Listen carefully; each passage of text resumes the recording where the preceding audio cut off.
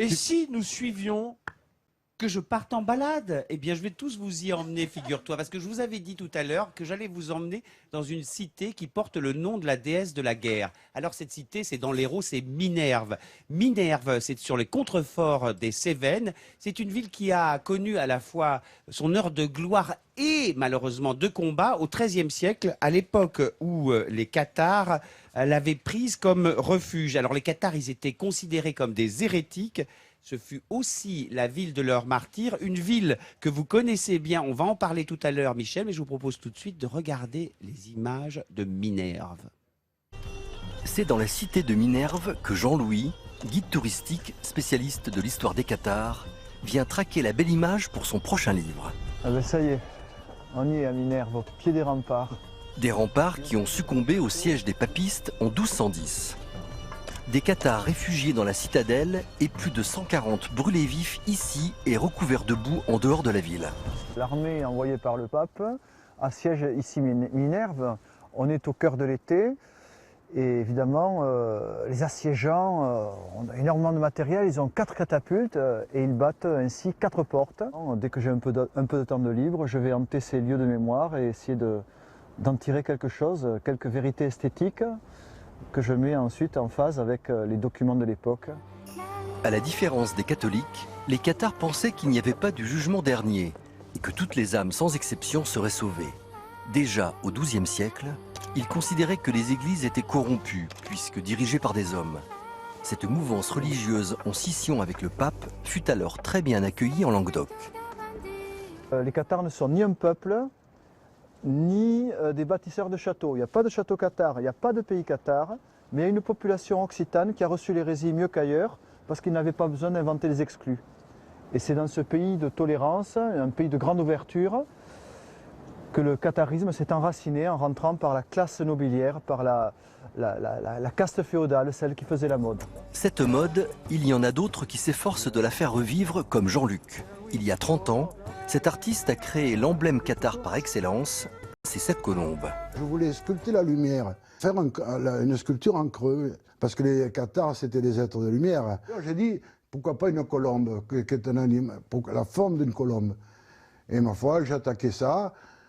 Et ça a été assez délicat à faire, assez difficile, mais ma foi, je suis content du résultat.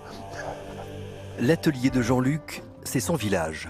Il y a sculpté avec amour des œuvres à Même-la-Roche.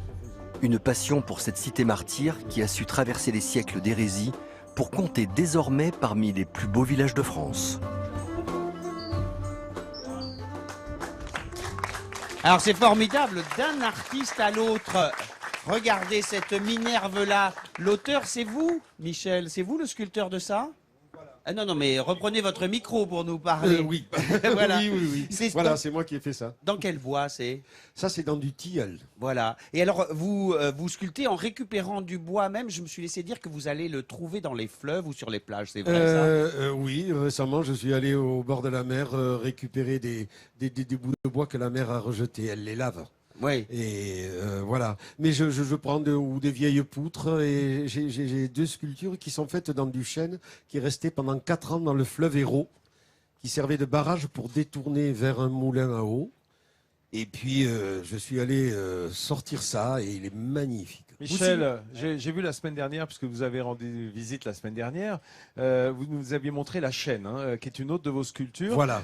Vous suivez la veine du bois. On sent que vous suivez. C'est ça aussi le travail du sculpteur sur bois. C'est de se servir de la nature. On travaille en fonction de ce qu'est la matière, de ce qu'elle fait apparaître. Le fil. Le fil, c'est comment dire, c'est comme notre colonne vertébrale pour le bois. Moi, je suis content. C'est ça qui le tient. Le sens de la fil. Je suis content quand même que les spectateurs qui nous regardent se rendent compte que le Roland du bar, le Mistral, Plus belle la vie, a ce talent de sculpteur. Il est rempli de talent. Et il faut préciser autre chose, c'est qu'il signe sous un autre nom. Il a un pseudonyme quand il signe en tant que sculpteur, qui est Gaspard. Voilà. Un hommage au poème de Paul Verlaine, Je suis venu calme orphelin, voilà. Ah, magnifique. Juste un mot, puisqu'on parle d'écrivain. Minerve, c'est l'endroit, puisqu'on a vu ce magnifique village, où votre père a passé une partie de son enfance. Votre père qui est écrivain. Il est né là-bas. Il est Oui. né là-bas et la famille est originaire de là-bas. Et il a écrit sur Minerve. Alors, l'une de ses pièces, c'est Minerve Ducescendets, qui a été représentée uniquement en occitan. Ah oui, alors il faut dire que le père de Michel, Léon Corde, est un grand chantre de l'Occitanie, hein, auteur occitan, et qui ne parlait qu'occitan. D'ailleurs, il paraît qu'à la maison, c'était pas simple. Si vous reveniez de l'école avec des phrases toutes faites en français, on vivait en deux langues. On vivait en deux langues. Il fallait pas lui parler français, sinon il répondait pas. Pour nous, pour ses enfants. Une seule exception, le livre qu'il a écrit en 1943 et qui vient d'être publié l'an dernier par votre sœur Magali, qui raconte l'histoire de quoi? De la révolte des vignerons? 1907, la route des Gueux, oui, il y a eu une révolte très importante des vignerons en 1907 à cause d'une crise agricole, de la fraude, enfin, etc.